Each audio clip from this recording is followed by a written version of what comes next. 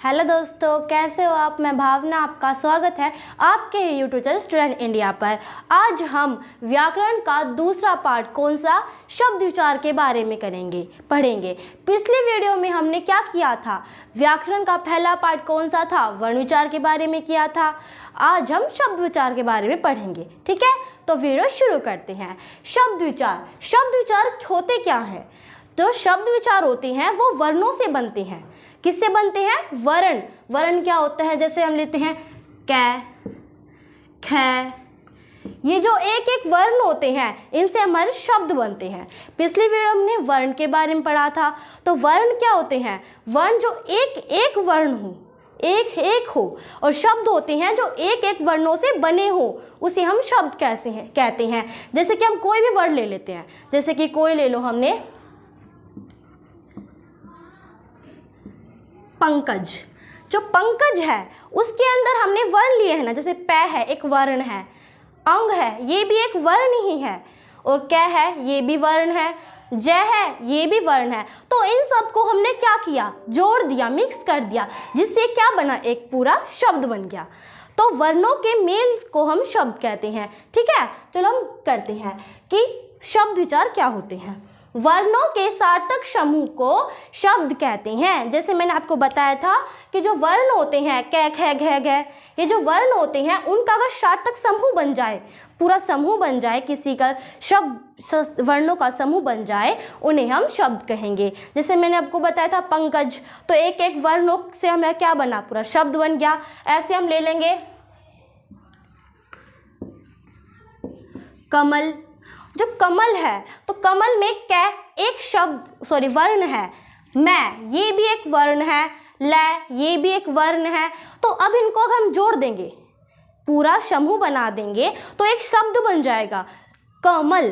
तो कमल का कोई अस्तित्व है ना, कमल जो है उसका कोई अस्तित्व है, और ये क्या है? एक शब्द है, ठीक है। तो अब इसका एग्जाम्पल करते हैं, उदाहरण। अब एक वर्ण है, देखो कै प्लस में लै प्लस में मैं, अब इनको जोड़ें, क्या बना? कमल, ठीक है। कलम बना।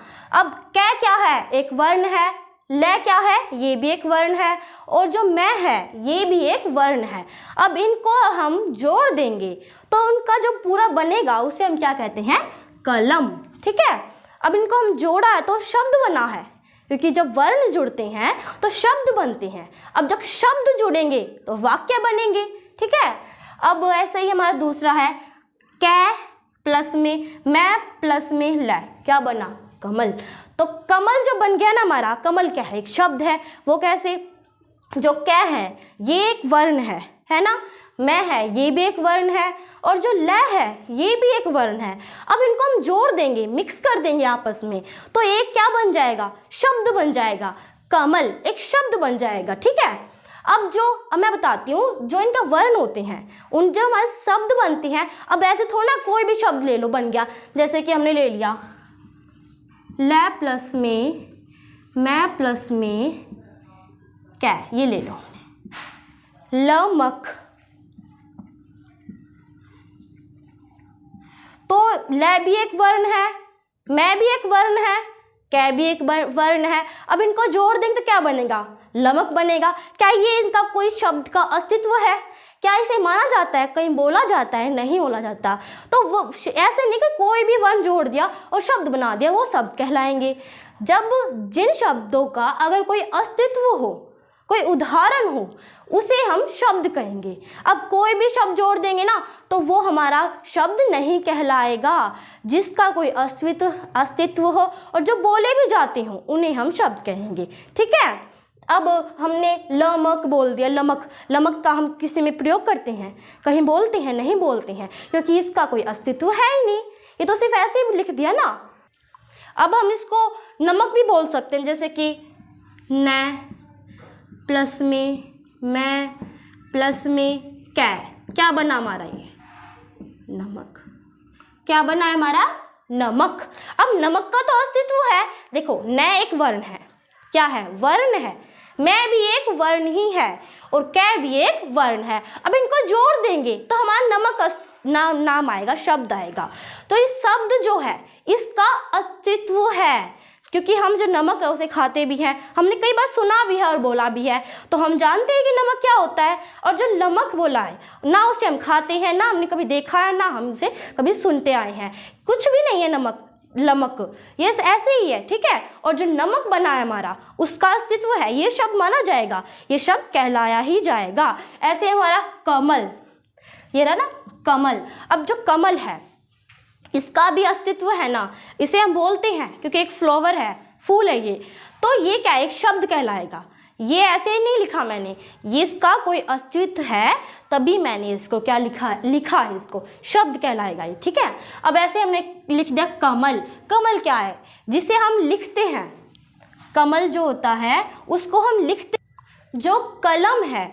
अब ये क्या होता है, जब हम किसी चीज़, ये जो ले रही हूँ ना मैं, ये कलम है, इससे मैं लिख रही हूँ ना, तो हमको पता है, आपने सुना है, आपने देखा है, आपने इसको कई बार भी यूज़ किया है, तो आप जानते हो कि कलम क्या होता है, तो इसका भी अस्तित्व हुआ, ये भी एक क्या हुआ, शब्द कहलाया, ठीक है।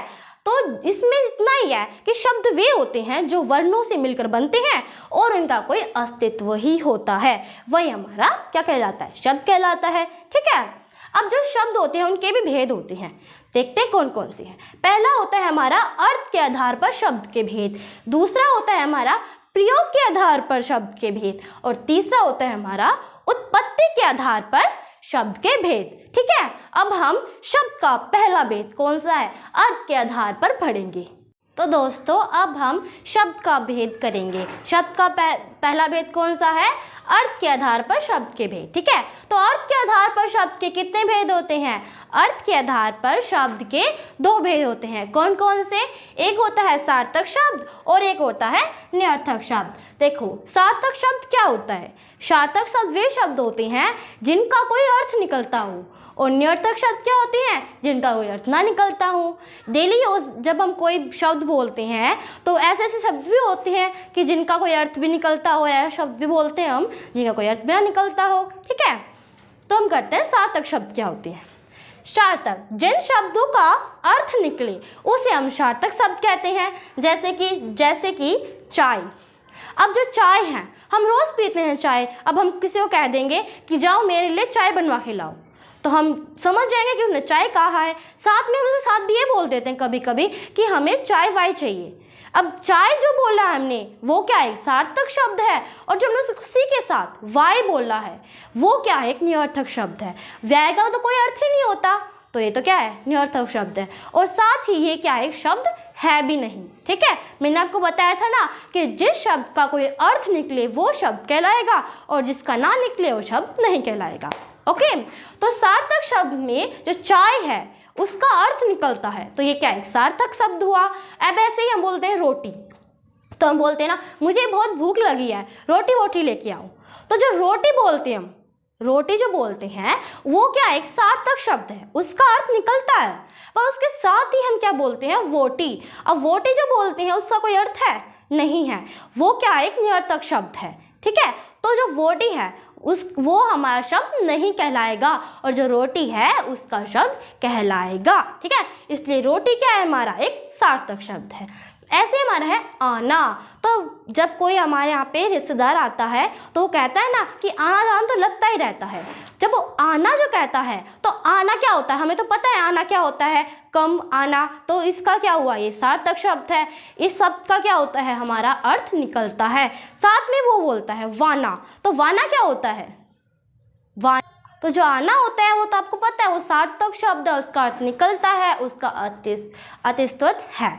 तो जो आना है वो शब्द कहलाएगा, पर जो उसके साथ हमने वाना बोला है वो शब्द तो कहलाएगा ही नहीं, ठीक है, क्योंकि वो क्या एक शब्द नहीं है, इसलिए उसका कोई भी अर्थ नहीं निकलता है, ठीक है।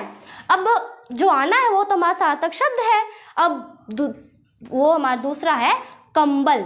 अब जब हम ऐसे बोलते हैं ना कंबल वंबल, तो जब कंबल बोलते हैं हम, जो कंबल बोलते हैं उसका तो अर्थ है कि जो हम यूज़ भी करते हैं कंबल को, कई बार सर्दियों में कंबल ज़्यादा यूज़ करते हैं, तो जो कंबल है उसको तो हम यूज़ भी करते हैं और बोलते भी, कई बार सुनते भी है, तो इसका तो अर्थ है, ठीक है। तो ये क्या एक सार्थक शब्द है, ये शब्द कहलाएगा। परंतु उसके साथ हम वंबल बोलते हैं। क्या वंबल आपने सुना है, कई बार सुना तो है, पर उसका कोई अस्तित्व है नहीं है, ये क्या है, निरर्थक शब्द है। ठीक है, ये शब्द नहीं कहलाएगा क्योंकि ये क्या है, निरर्थक शब्द है। और जो कंबल बोला है वो एक सार्थक शब्द है। ठीक है, अब जो सार्थक शब्द क्या होते हैं, सिर्फ ये समझ लो, सार्थक शब्द वे शब्द होते हैं जिन शब्द का कोई अर्थ निकलता हो। ठीक है, अब हम करते हैं अर्थ के आधार पर शब्द का दूसरा भेद। शब्द का दूसरा भेद हमारा निरर्थक शब्द, जो मैंने कहा था जिसका अर्थ ना निकले। ओके, निरर्थक शब्द, जिन शब्दों का अर्थ नहीं निकले उसे हम क्या कहते हैं, निरर्थक कहते हैं। अब निरर्थक देखो, अब हमने तो जो क्या निरर्थक शब्द क्या होते हैं, जिन शब्दों का अर्थ निकले उसे हम निरर्थक शब्द ओ है तो दिख ही नहीं रहा है, चलो है लिख देते हैं, कहते हैं। ओके, ऐसे यहाँ पे भी है लिख देते हैं, ऊपर भी नहीं दिख रहा था, है। ठीक है, तो जिन शब्दों का कोई अर्थ नहीं निकले उसे हम क्या कहते हैं, निरर्थक शब्द कहते हैं। अब चलते हैं इनके जैसे पढ़ते हैं, उदाहरण पढ़ते हैं। अब जो हम बोला है वाई, अब मैंने आपको पहले बताया था कि हम चाय वाई बोलते हैं तो वाई का कोई अर्थ होता है, नहीं होता है, क्योंकि उसका आते स्वर नहीं होता है। ठीक है, अब ये क्या एक शब्द नहीं कहलाएगा। ऐसे हमारा वोटी, जब रोटी वोटी बोलते हैं तो रोटी का तो अर्थ होता है, एक सार्थक है। जब हम वोटी साथ में बोलेंगे तो उसका कोई अर्थ निकलेगा ही नहीं, क्यों, क्योंकि वो निरर्थक शब्द है। ठीक है, अब ऐसे हम आ लेंगे वाना, तो आना वाना लगता रहता है, वो बोलते हैं ना, तो आना तो हमको पढ़ लिया कि वो सार्थक शब्द है, पर जो वाना साथ में आता है वो क्या है, एक निरर्थक शब्द है, उसका कोई अर्थ नहीं निकलता है, वो शब्द नहीं है। ठीक है, ऐसे ही है वंबल, जब हम कंबल वंबल बोलते हैं तो कंबल जो है उसका तो वो तो सार्थक शब्द है, उसका तो अर्थ निकलेगा, पर साथ में हम वंबल भी बोलते हैं तो वंबल है। अब वंबल का कोई अर्थ निकलता है, नहीं निकलता है, क्योंकि वो सार्थक शब्द नहीं है, वो निरर्थक शब्द है। ठीक है, तो जो वंबल है वो क्या है, एक निरर्थक शब्द, उसका अर्थ नहीं निकलता है। ठीक है, जब अब अर्थ के हमने पढ़े थे कि अर्थ के आधार पर भेद। ठीक है, अब हम पढ़ेंगे शब्द का दूसरा भेद, कौन सा है हमारा, अर्थ है प्रयोग के आधार पर शब्द के भेद। तो दोस्तों अब हम पढ़ेंगे शब्द का दूसरा भेद। शब्द का दूसरा भेद कौन सा है, प्रयोग के आधार पर। ठीक है, अब प्रयोग के आधार पर शब्द के कितने भेद होते हैं, प्रयोग के आधार पर शब्द के दो भेद होते हैं। कौन कौन से, एक होता है हमारा विकारी और एक होता है हमारा अविकारी शब्द। ठीक है, जो विकारी शब्द होते हैं उनका जो रूप होता है वो परिवर्तन होता रहता है, और जो अविकारी शब्द होते हैं उनका रूप क्या होता है, परिवर्तन नहीं होता है। ठीक है, तो विकारी शब्द क्या होती है, जैसे कि जिन शब्दों का रूप परिवर्तन हो उन्हें हम विकारी शब्द कहते हैं। वो कैसे कहते हैं, जैसे कि अब हम लिख दें मैं, तो मैं को हम अनेक प्रकार से बोल सकते हैं, जैसे कि हम, मुझे। अब मैंने बोल दिया मैं पेन लेना चाहती हूँ, किसी से मैंने बोल दिया मैं पेन लेना चाहती हूँ, इसका हम ऐसे ही बोल सकते हैं हमें पेन चाहिए, पर बात तो हमने वही करी है, परंतु उसे हमने कई प्रकार से बांटा है। जैसे कि हम बोल दिया मैं पेन लेना चाहती हूँ, हमें पेन चाहिए, मुझे पेन चाहिए, तो हमने एक ही शब्द को कितनी बार, दो बार बोल दिया, उसका हमने परिवर्तन कर दिया। चाहिए तो उसे पेन ही, उसने अलग अलग प्रकार से बोला, उस शब्द का उसने क्या कर दिया, परिवर्तन कर दिया, तो उसे हम विकारी शब्द कहेंगे। कि जिन शब्दों का रूप परिवर्तन करता रहता हो उन्हें हम विकारी शब्द कहते हैं। और इसने मैं था, मैंने अपना रूप क्या करा, परिवर्तन कर दिया। मैंने जो मैं था उसने अपना रूप बार बार परिवर्तन किया, तो ये क्या है, विकारी शब्द है। ऐसे ही हमारा है कुत्ता। अब हम बोलते हैं जाओ कुत्ता को रोटी दे के आओ, अब हम ऐसे बोलते हैं कुत्ते को रोटी दे के आओ, कुत्तों को रोटी दे के आओ, पर देनी तो कुत्तों को ही है, कुत्ते को ही है, पर हमने उसे कितने प्रकार से, दो प्रकार से और बांट दिया, उसका रूप और परिवर्तन कर दिया। तो बात तो हमने वही कही है, पर क्या परिवर्तन करके कहा है कि कुत्ता को रोटी दे के आओ, कुत्तों को रोटी दे के आओ और कुत्ते को रोटी दे के आओ। बात तो कुत्तों के बारे में की है और रोटी उन्हें ही देनी है, परंतु हमने उसे अनेक प्रकार से क्या कर दिया, उसका रूप परिवर्तन कर दिया। तो जिन शब्दों का रूप अगर परिवर्तन होता हो उसे हम क्या कहते हैं, विकारी शब्द कहते हैं। ठीक है, तो विकारी शब्द है, रूप परिवर्तन हो, तो इन्होंने अपना क्या किया, रूप परिवर्तन करते रहते हैं, रूप परिवर्तन कर दिया उन दोनों ने अपना। ठीक है, ऐसे हमारा क्या है कि अविकारी शब्द वे शब्द होते हैं जिनका रूप परिवर्तन ना हो। वो कैसे, जैसे कि आपने लिख दिया अरे, तो हम ऐसे बोलते हैं ना, अरे ये तुम क्या कर रहे हो। अब हम ऐसे तो नहीं बोलेंगे ओहो तुम क्या कर रहे हो। तो ओहो जो बोलते हैं वो तो एक विस्मय आश्चर्य से बोलते हैं, पर इसमें कोई आश्चर्य की बात थोड़ी ना है। अरे बोलते हैं तो अरे ये तुम क्या कर रहे हो, इसने से पूछा उससे, उसने थोड़ा एक शौक दिखाया है या घृणा की है या आश्चर्य किया है, कुछ नहीं किया है। तो अरे का ना कोई परिवर्तन हुआ, वो तो अरे अरे ही रहा। ठीक है, ऐसे हमारा आता है हे, हम बोलते हैं ना हे भगवान, बोलते हैं ना, तो किसी को पुकारने के लिए हम हे का प्रयोग करते हैं। अब हम ऐसे बोलेंगे ओ भगवान थोड़ा ना बोलेंगे, ओ में कोई परिवर्तन, हे में कोई परिवर्तन नहीं होता। जब हम ओ भगवान बोलते हैं तो ये कोई पुकारने की आवाज से बोलते हैं, नहीं बोलते हैं। जब हम हे भगवान, तो ये हम भगवान को श्रद्धा भाव से क्या कर रहे हैं, पुकार रहे हैं। ठीक है, अब अरे बोलेंगे तो अरे तो इंसानों के लिए यूज़ किया जाता है, वो तो सिर्फ ऐसे बोला जाता है। अब भगवानों के लिए थोड़ा ना अरे का प्रयोग किया जाता है। ठीक है, तो अब ऐसे हमारा है एवं। जो एवं है, एवं क्या होता है, किसी चीज को दो भागों में बांटते हैं। एवं का हम कभी परिवर्तन नहीं कर सकते। हम क्या एवं को कुछ अर्थार्थ में बदल सकते हैं, नहीं बदल सकते। एवं जो होता है वो जो दो शब्दों को दो वाक्य को क्या करता है, डिवाइड करता है, उसको अलग करता है एवं। और अर्थार्थ होता है उसका मतलब बताते समय। ठीक है, तो एवं जो होगा उसका भी रूप परिवर्तन नहीं होगा। जो अरे है वो एक अविकल शब्द है, वो विकल्प शब्द नहीं है। और ऐसे हमारा हे है, ये भी अविकारी शब्द है, वो भी विकारी शब्द नहीं है। ऐसे हमारा एवं है, वो भी क्या है, विकारी शब्द है, अविकारी शब्द नहीं है। ठीक है, तो जो शब्द होता है, तो जो एवं है वो विकारी शब्द तो नहीं है क्योंकि इसका रूप परिवर्तन नहीं हुआ है। जो एवं है वो अविकल शब्द है क्योंकि इसका रूप परिवर्तन नहीं हुआ है। ठीक है, अगर आपको ये जो शब्द है इसका दूसरा भेद कौन सा है, हमारा प्रयोग के आधार पर समझ में आ गया हो। ठीक है, तो जब इसका तीसरा भेद भी तो है, कौन सा है वो, उत्पत्ति के आधार पर शब्द के भेद, उसके बारे में मैं आपको अगली वीडियो में बताऊंगी। ओके, तो अगर आपको मेरी वीडियो पसंद आई हो तो इसे लाइक, सब्सक्राइब और शेयर जरूर करना। Thank for watching my video.